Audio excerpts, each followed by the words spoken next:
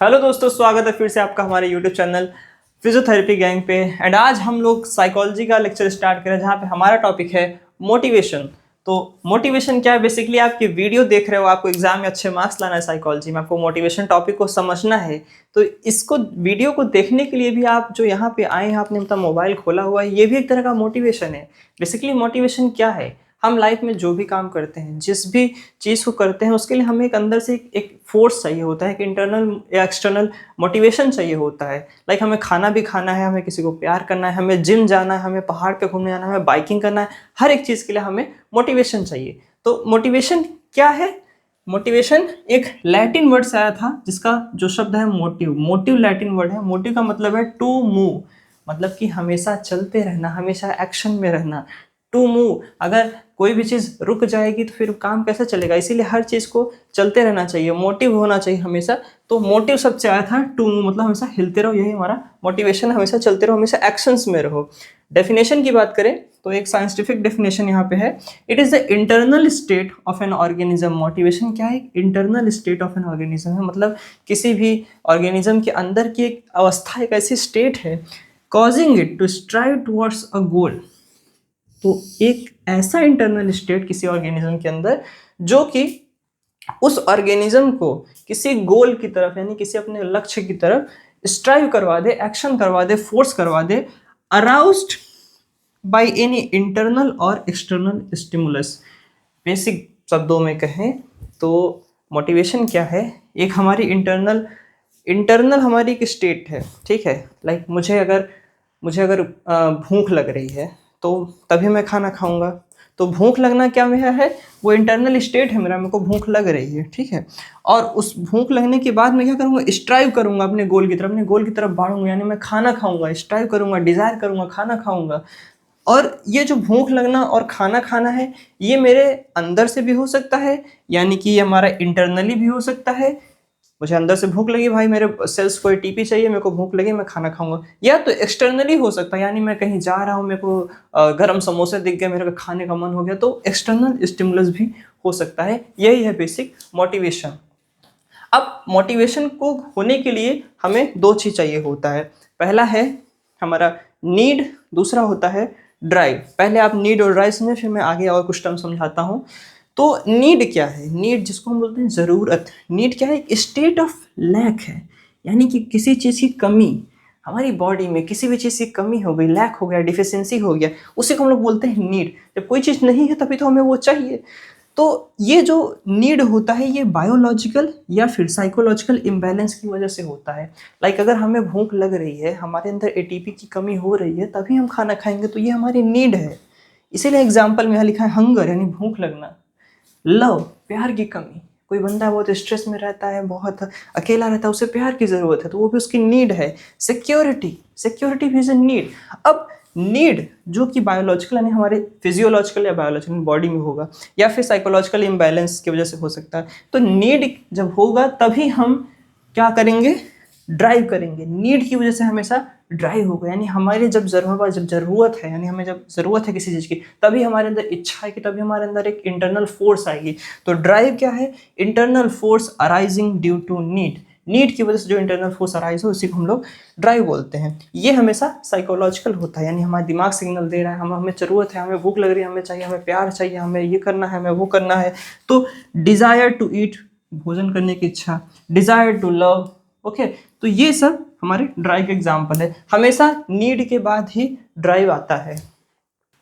अब हमारे पास कुछ और टर्म्स हैं, जैसे कि इंसेंटिव एंड रीइंफोर्समेंट। तो इंसेंटिव क्या होता है?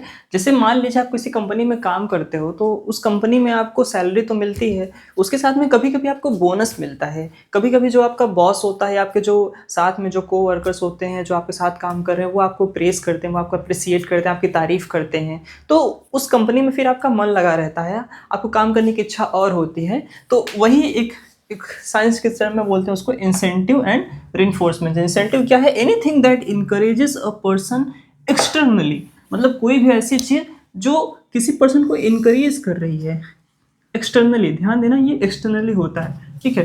Act as a reinforcing agent. जो हमारा इंसेंटिव होता है वो एज अ रीइंफोर्सिंग एजेंट काम करता है, यानी आपको बार बार इन्फोर्स करता है कि आप उस काम में लगे रहें, ठीक है। एग्जाम्पल में देखिए, जैसे प्रेस, कोई आपको कोई प्रेस करता है, आपको कोई अप्रिसिएट करता है, आपको बोनस मिलते हैं, ठीक है। तो ये सब चीज़ें हमारी इंसेंटिव्स में आती हैं, और इंसेंटिव ही हमेशा रीइंफोर्स करता है, रीइंफोर्सिंग एजेंट की तरह काम करता है। अब हमारे पास यहाँ पे है मोटिवेशन साइकिल, एक मोटिवेशन साइकिल दी गई हुई, कैसे ये साइकिल चलती रहती है, कैसे हम हमारे अंदर मोटिवेशन आता है, किसी काम को करते हैं, उसके बाद फिर वहाँ मोटिवेशन खत्म हो जाता है, फिर धीरे वापस कैसे आता है। तो इसको समझने के लिए हम एक साइकिल बनाया गया है। मान लीजिए सबसे पहले आपके पास कोई नीड है, आपको भूख लगी, तो ये आपकी नीड है, ठीक है। भूख लगी तो आप एक्शन करेंगे, यानी खाने की तरफ भागेंगे, वो आपका ड्राइव है, यानी इच्छा। ड्राइव होने के बाद अराउजल होगा, यानी कि आपके अंदर एक तीव्र इच्छा होगी, आप खाने की तरफ तुरंत जाएंगे, ठीक है। अराउजल मतलब क्या, हमारा बिहेवियर चेंज होगा उसकी तरफ, तो अराउजल होगा। अब उसकी वजह से हम क्या करेंगे, गोल डायरेक्टेड बिहेवियर, हम खाना खाने के लिए पहुंच जाएंगे। जैसे ही हम खाना खाएंगे, जैसे हम खाना खाएंगे उसके बाद हमारा वो अचीवमेंट में आ जाएगा, यानी हम खाना खा चुके, तो हमने वो उस गोल को हमने अचीव कर लिया। फिर उसके बाद क्या हो जाएगा, जब हमने गोल को अचीव कर लिया, तो हमारा जो अराउजल है, यानी जो हमारे अंदर तीव्र इच्छा थी किसी चीज़ को करने की, जो हमारी साइकोलॉजिकल एंड फिजियोलॉजिकल जो बैलेंस जो बहुत तीव्र हो गई थी, जो इम्पल्सेस हमारे बढ़ गए थे खाने को लेके, वो हमारे कम हो जाएंगे, यानी रिडक्शन हो जाएगा अराउजल में। जब रिडक्शन हो जाएगा तो फिर से हम शांत हो जाएंगे, फिर कुछ देर के बाद हमारे अंदर नीड आएगी, फिर ये साइकिल लगातार चलती रहेगी। इसी को बोलते हैं मोटिवेशन साइकिल। अब हमारे पास है टाइप्स ऑफ मोटिव। सबसे इंटरेस्टिंग पार्ट इस पूरे चैप्टर का, मोटिव्स के जो टाइप्स होते हैं। देखो, हमें कोई भी काम करने के लिए एक मोटिवेशन तो चाहिए, पर मोटिवेशन भी कितने तरीके के हो सकते हैं। तो प्राइमरी मोटिवेशन है, primary motive, secondary motive and stimulus motive. तो प्राइमरी मोटिव वही, भूख लगी खाना खाएंगे, प्यार मोहब्बत करना है, ठीक है, प्यास लगी सोना है, ये सब जो बेसिक जो हमारी बॉडी में चेंजेस आते हैं फिजियोलॉजिकल या साइकोलॉजिकल इम्बैलेंस से, वो सारे हमारे प्राइमरी यानी हमारी बेसिक नीड्स हमारी प्राइमरी मोटिव्स में आती है।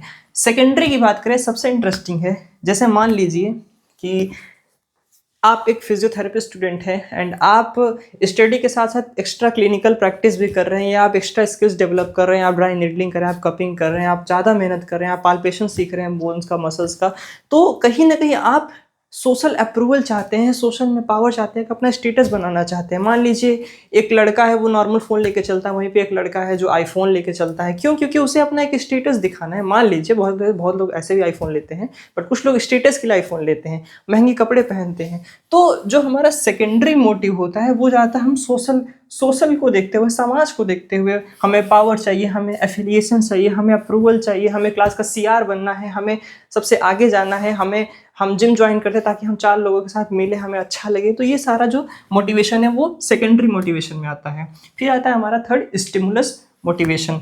स्टिमुलस जैसे कि मान लीजिए आपको कुछ लोग होते हैं जिनको रात को बाइक चलाने का बहुत मन करता है, रात को बाइकिंग करने आते हैं। कुछ लोग होते हैं हॉरर मूवीज़ देखते हैं, वैसे तो बहुत लोग नहीं देख पाते, लेकिन कुछ लोग होते हैं जिनको थ्रिल आता है, जिनको मज़ा आती है हॉरर मूवी देखने में। तो ये सब जो एक्साइटमेंट वाली जो हरकतें हैं ना, वो, या कुछ ऐसा जो कुछ नया चलो ट्राई करें, जैसे कि आज कोई नया फूड बनाते हैं घर पे, या कुछ नया खाने चलते हैं, या कोई कहीं किसी नई जगह घूमने चलते हैं। कुछ लोग होते हैं हर महीने एक नई जगह घूमने आते हैं, तो उन्हें एक थ्रिल चाहिए होता है, उन्हें एक्साइटमेंट चाहिए होती है। वो चीज़ हमारा स्टिमुलस मोटिव में आता है। अब इसका लास्ट टॉपिक हमारा आता है मैस्लो हायरार्की। बस वो करके इस चैप्टर को यहीं पे एंड करते हैं। नोट्स इसका आपको डिस्क्रिप्शन में मिल जाएगा। तो मैस्लो हायरार्की ऑफ नीड्स, एक साइंटिस्ट थे हमारे, अब्राहम मैस्लो, एक साइकोलॉजिस्ट थे, सॉरी, उन्होंने ये हायरार्की दिया था। उनका ये मानना था कि जो भी एक पर्सन होता है उसकी जो नीड्स होती हैं, यानी जो मोटिवेशन होता है उसका हमेशा पहले बेसिक नीड्स के लिए, यानी एक इसमें आप देख पा रहे होंगे तो ट्राइंगुलर शेप में एक हमारी ये हायरार्की दी गई है।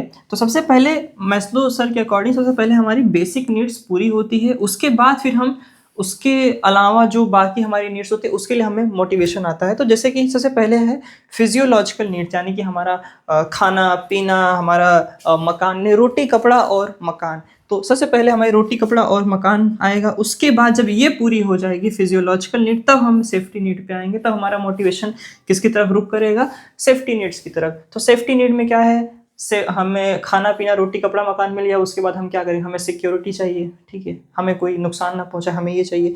ये अगर जिस दिन मिल जाएगा उसके बाद फिर हम किस पे हमारा फोकस जाता है, बिलोंगिंग एंड लव नीड्स, यानी हमें कोई प्यार करे, हमें किसी से अफेक्शन हो, ठीक है, प्यार मोहब्बत, जब हमारे पास हमारा पेट भरा हुआ होता है, जब हमारे पास रहने को घर होता है, तभी हम बिलोंजिंग एंड लव नीड्स की तरफ रुख करते हैं। उसके बाद इसको मिलने के बाद भी फिर हम लास्ट में जाते हैं एस्टीम नीड्स पे, यानी अब हमें चाहिए रेस्पेक्ट सोसाइटी में, अब हमें एजुकेशन लेना, हमें कॉम्पिटेंस लाना है हमारी लाइफ में, अचीवमेंट लाना है, हमें एक दिखाना है कि हाँ मैंने ये सब चीज़ें हासिल की, मुझे एक सोसाइटी में अपनी एक नज़र इज्जत बनानी है, तो वो हमारे एस्टीम नीड्स में आ गई।